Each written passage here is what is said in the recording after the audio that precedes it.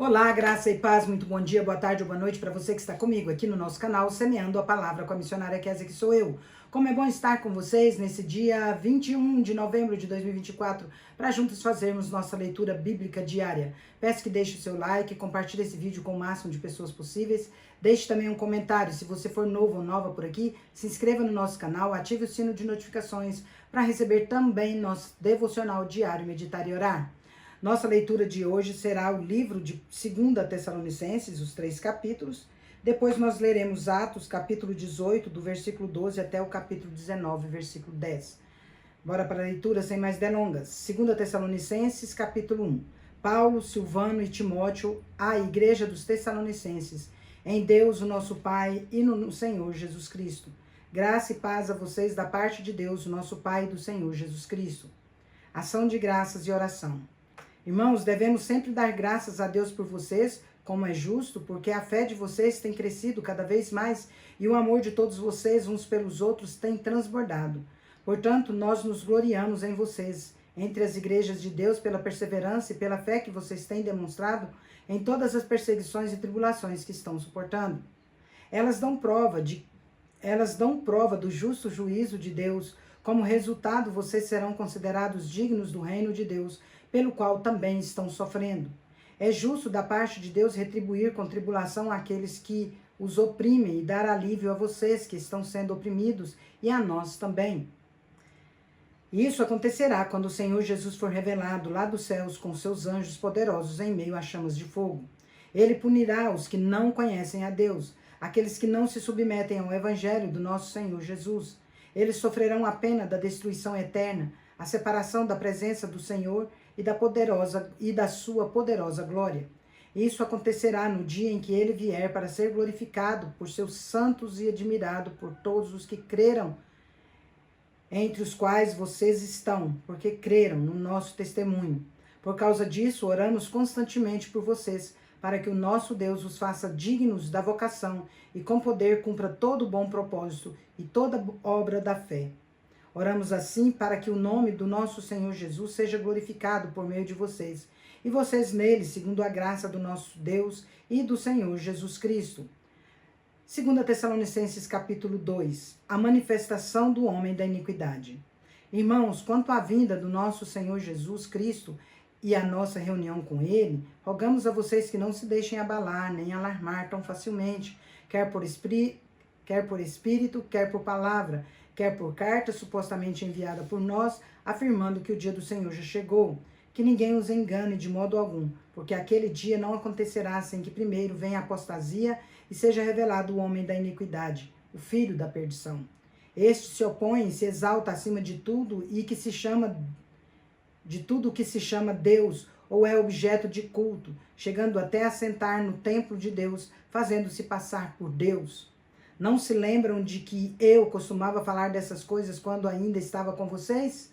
Agora vocês sabem o que o está detendo para que ele seja revelado no devido tempo. A verdade é que o mistério da iniquidade já está em atuação, faltando apenas ser afastado aquele que agora o detém.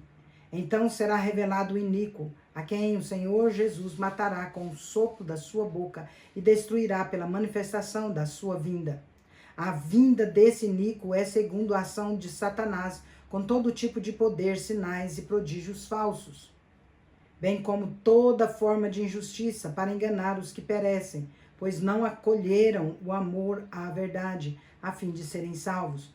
Por essa razão, Deus envia a eles um poder sedutor, a fim de que creiam na mentira e sejam condenados todos os que não creram na verdade, mas tiveram prazer na injustiça. Exortação à perseverança. Contudo, devemos sempre dar graças a Deus por vocês, irmãos amados pelo Senhor, porque Deus os escolheu como primeiros frutos para serem salvos pela obra santificadora do Espírito e pela fé na verdade. Ele os chamou para isso, por meio do nosso Evangelho, a fim de que se tornem participantes da glória do nosso Senhor Jesus Cristo.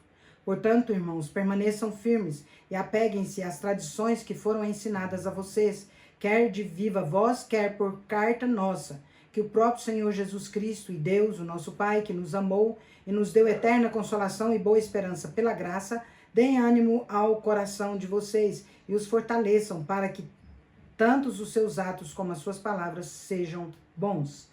Segundo Tessalonicenses capítulo 3, um pedido de oração. Finalmente, irmãos, orem por nós, para que a palavra do Senhor se propague rapidamente e receba a honra merecida como aconteceu entre vocês. Orem também para que sejamos libertos dos homens perversos e maus, pois a fé não é de todos. O Senhor, porém, é fiel. Ele os fortalecerá e os guardará do maligno. Confiamos no Senhor que vocês estão fazendo e continuarão a fazer o que ordenamos. O Senhor conduza o coração de vocês ao amor a Deus e à perseverança em Cristo. Advertência contra a ociosidade. Irmãos, em nome do Senhor Jesus Cristo, ordenamos que se afastem de todo irmão que vive desregradamente, não conforme o ensino que vocês receberam de nós, pois vocês mesmos sabem como devem seguir o nosso exemplo, porque não vivemos desregradamente quando estivemos entre vocês, nem comemos coisa alguma à custa de ninguém. Ao contrário, trabalhamos arduamente com fadiga dia e noite para não sermos pesados a nenhum de vocês. Não porque não tivéssemos tal direito, mas para que nos tornássemos um modelo a ser imitado por vocês. Quando ainda estávamos com vocês, ordenamos: se alguém não quiser trabalhar, também não coma. Pois ouvimos que alguns de vocês estão vivendo desregradamente, não trabalham, mas se intrometem na vida alheia. A tais pessoas ordenamos e exortamos no Senhor Jesus Cristo que trabalhem tranquilamente e comam o seu próprio pão. Quanto a vocês, irmãos, nunca se cansem de fazer o bem. Fiquem de olho em quem desobedecer às instruções escritas nesta carta e não se associem com ele, para que se sinta envergonhado. Contudo, não o considerem inimigo, mas chamem a atenção dele como irmão. Saudações finais. O próprio Senhor da paz dê a vocês a paz de todas as formas, e em todo o tempo o Senhor seja com todos vocês. Eu, Paulo, escrevo esta saudação de próprio punho, a qual é um sinal em todas as minhas cartas. É dessa forma que escrevo. A graça do nosso Senhor Jesus Cristo esteja com todos vocês. Amém. Agora nós vamos ler Atos, capítulo 18. Atos, capítulo 18, a partir do versículo 12.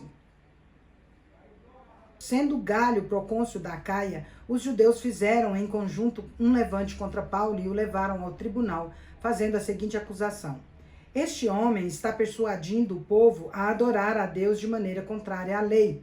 Quando Paulo ia começar a falar, Galho disse aos judeus: se vocês, judeus, estivessem apresentando queixa de algum delito ou crime grave, seria razoável que eu os ouvisse. Todavia, visto que se trata de uma questão de palavras e nomes da sua própria lei, resolvam o problema vocês mesmos. Não serei juiz dessas coisas. Então mandou expulsá-los do tribunal. Assim todos se voltaram contra Sóstenes, o líder da sinagoga, e o espancaram diante do tribunal. Galho, porém, não demonstrou nenhuma preocupação com isso. Priscila, Áquila e Apolo. Paulo permaneceu em Corinto por algum tempo. Depois despediu-se dos irmãos e navegou rumo à Síria, acompanhado de Priscila e Áquila. Antes de embarcar, rapou a cabeça em Cencreia por causa de um voto que havia feito. Chegaram a Éfeso, onde Paulo deixou Priscila e Áquila. Ele, porém, entrando na sinagoga, começou a debater com os judeus. Pedindo eles que ficasse mais tempo, não cedeu. No entanto, ao partir, prometeu: voltarei se for da vontade de Deus. Então, embarcando, partiu de Éfeso. Ao chegar a Cesareia, subiu até a igreja para saudá-la e depois desceu a Antioquia.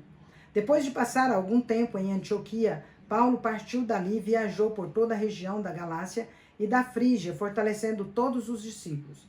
Enquanto isso, um judeu chamado Apolo, natural de Alexandria, chegou a Éfeso. Era homem culto e tinha grande conhecimento das Escrituras. Fora instruído no caminho do Senhor e com grande fervor falava e ensinava com exatidão acerca de Jesus, embora conhecesse apenas o batismo de João. Logo começou a falar corajosamente na sinagoga. Quando Priscila e Áquila o ouviram, convidaram-no para ir à sua casa e lhe explicaram com mais exatidão o caminho de Deus. Querendo ele ir para Acaia, os irmãos o encorajaram e escreveram aos discípulos que o recebessem.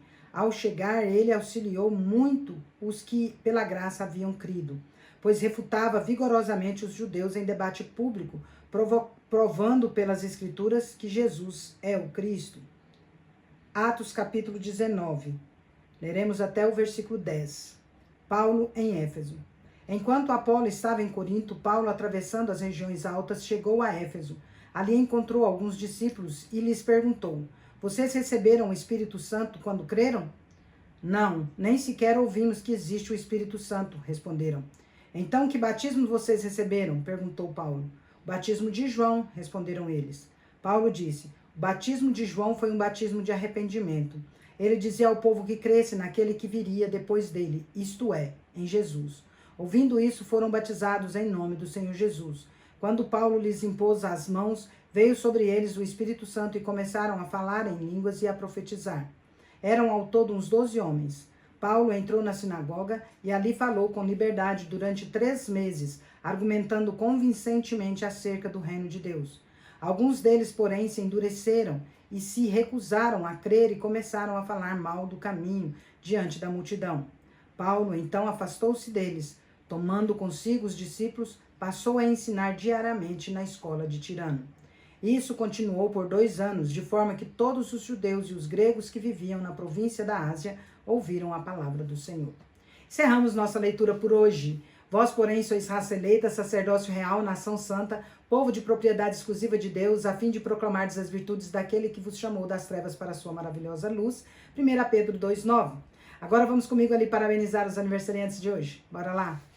Parabéns e feliz aniversário para você que está completando mais um ano de vida nesse dia 21 de novembro de 2024. Parabéns aos casais completando mais um ano de casados e parabéns aos bebezinhos completando mais um mês de vida. Meus parabéns especial vai para Joselita Rodrigues lá em Pochorel, Mato Grosso. Vai para o Rodrigo Gondim lá em Tuiutaba, Minas Gerais. Vai para a empresa Golfinho Mergulho em Sapezal, Mato Grosso. Vai para o José Andrade Miguel, em Montevidéu, Goiás. É isso aí, meus queridos e queridas. Eu quero orar por vocês. Vamos orar? Pai de amor, em nome de Jesus, quero agradecer por conceder a Joselita, ao Rodrigo, ao Golfinho, ao José Andrade, mais um ano de vida. Louvado seja o nome do Senhor por essas vidas. Que o Senhor, ó Deus, os enriqueça com suas dádivas de amor, de paz, de alegria, de prosperidade, de saúde, de sabedoria, de discernimento, de harmonia, Pai. Que a boa, agradável e perfeita vontade do Senhor se cumpra na vida de cada um deles, hoje, para todos sempre, em nome de Jesus. Amém. É isso aí, meus queridos e queridas. Deus é justo e bom. Vamos?